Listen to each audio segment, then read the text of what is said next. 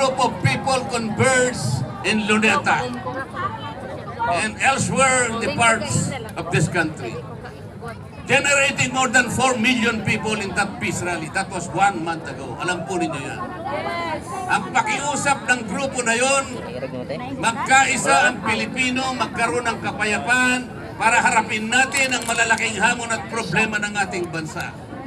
Ipinakiusap sa rally na yon, huwag tayong mag-awak-awak-watak-watak.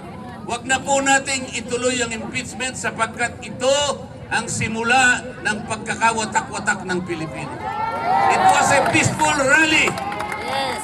Nakiusap ang mahigit na 4 na milyong Pilipino.